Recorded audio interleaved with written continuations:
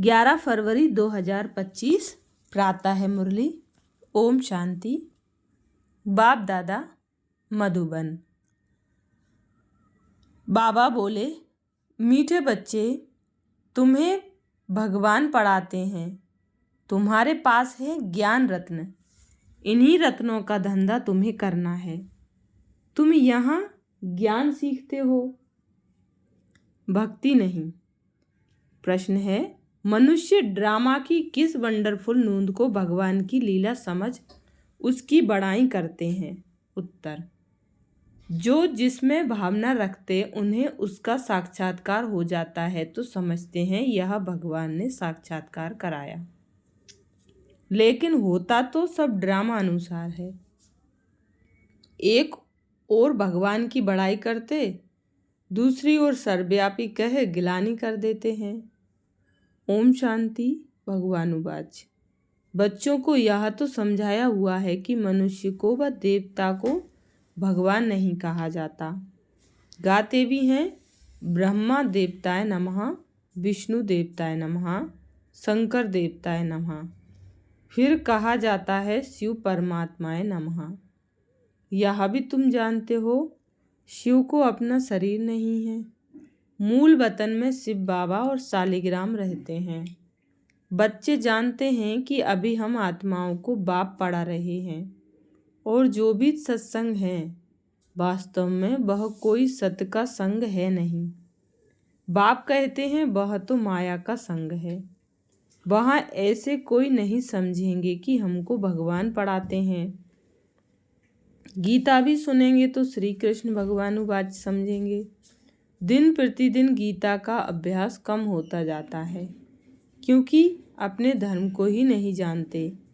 श्री कृष्ण के साथ तो सभी का प्यार है। श्री कृष्ण को ही झुलाते हैं। अब तुम समझते हो हम झुलाएं किसको? बच्चे को झुलाया जाता है, बाप को तो झुला ना सके। तुम शिव बाबा को झुलाएंगे? वह बालक तो बनते नहीं, पुनर्जन्म में आते नहीं। वह तो बिंदु हैं, उनको क्या झुलाएंगे? श्री कृष्ण का बहुतों को साक्षात्कार होता है। श्री कृष्ण के मुख में तो सारी विश्व है क्योंकि विश्व का मालिक बनते हैं तो विश्व रूपी माखन है। वो जो आपस में लड़ते हैं वह भी सृष्टि रूपी माखन के लिए लड़ते हैं। समझते हैं हम जीत पा लें। श्री कृष्ण के मुख में माखन का गोला दिखाते हैं। यहाँ भी अनेक प्रकार के साक्षात्कार होते हैं परंतु अर्थ कुछ भी नहीं समझते हैं। यहाँ तुमको साक्षात्कार का अर्थ समझाया जाता है।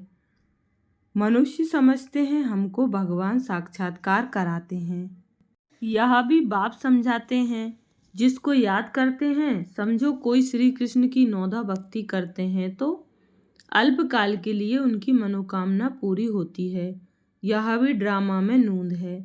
ऐसे नहीं कहेंगे कि भगवान ने साक्षात्कार कराया। जो जिस भावना से जिसकी पूजा करते हैं उनको वह साक्षात्कार होता है। यह ड्रामा में नूंद है। यह तो भगवान की बड़ाई की है कि वह साक्षात्कार कराते हैं। एक तरफ इतनी बड़ाई भी करते, दूसरी तरफ फिर कह देते पत्थर ठिक्कर में भगवान है। कितनी अंधश्रद्धा की भक्ति करते हैं। समझते हैं बस श्री कृष्ण का साक्षात्कार हुआ।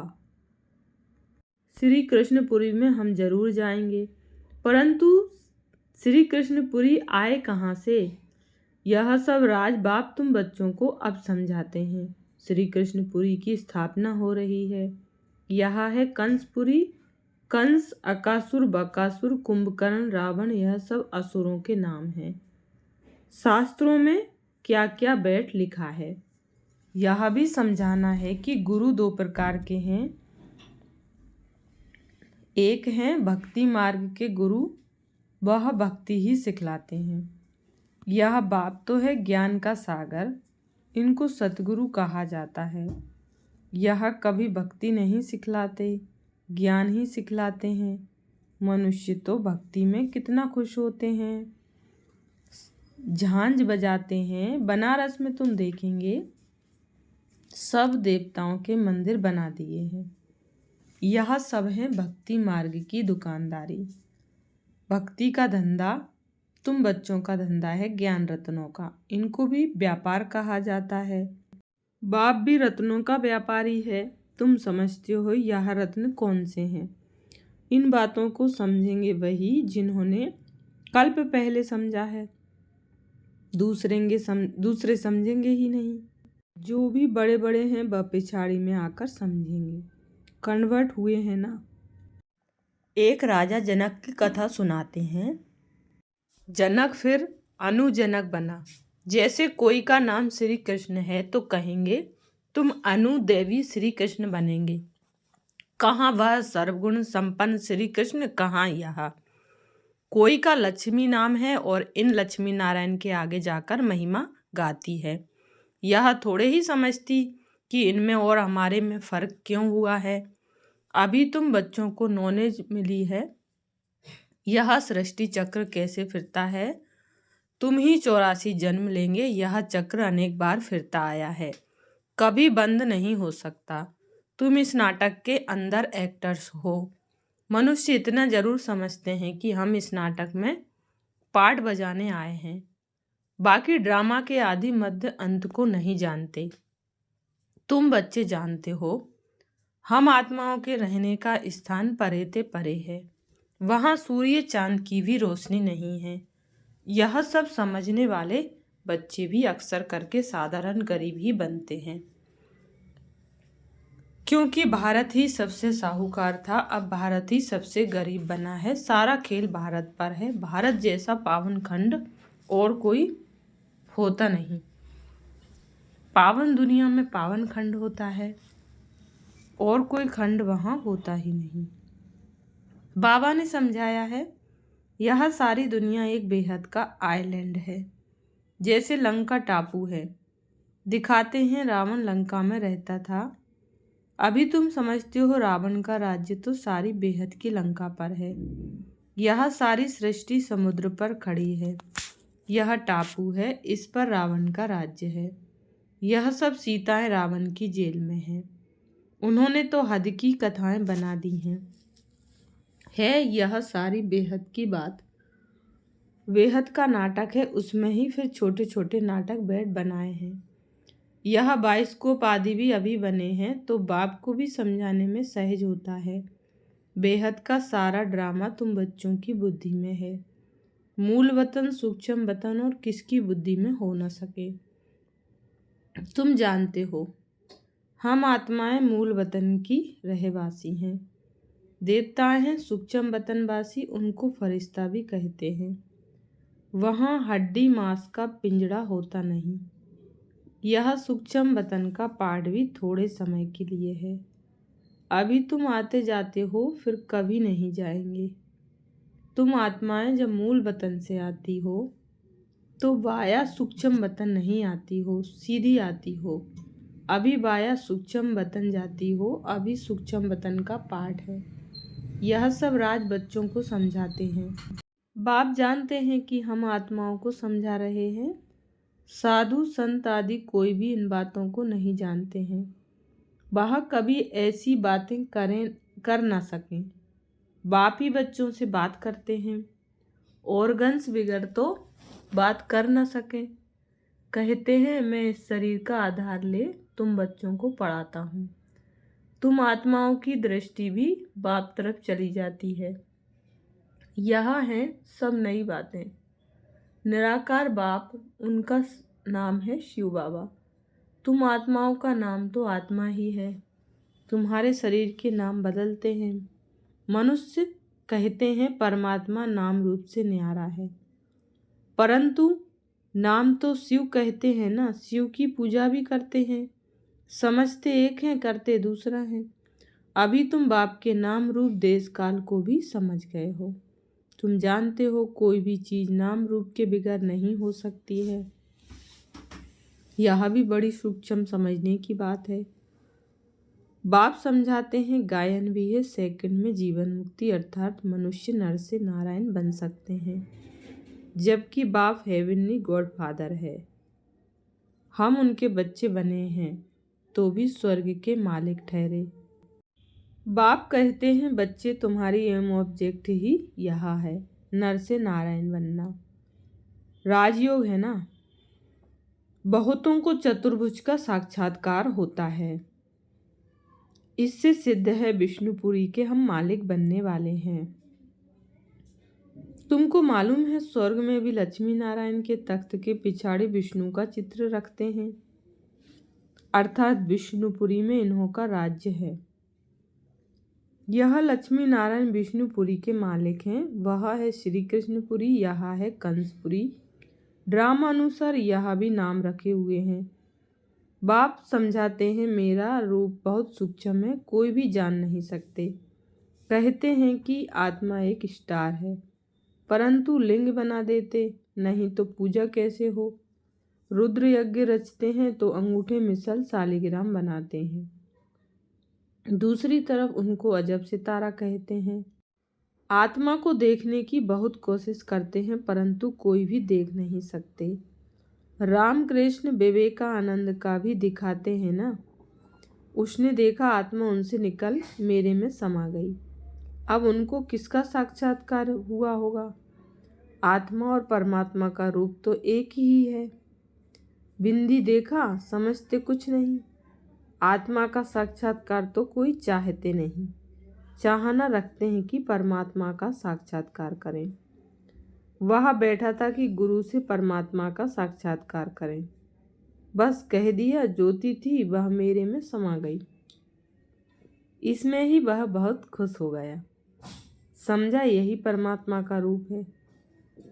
गुरु में भावना रहती है भगवान के साक्षात्कार की, समझते कुछ नहीं।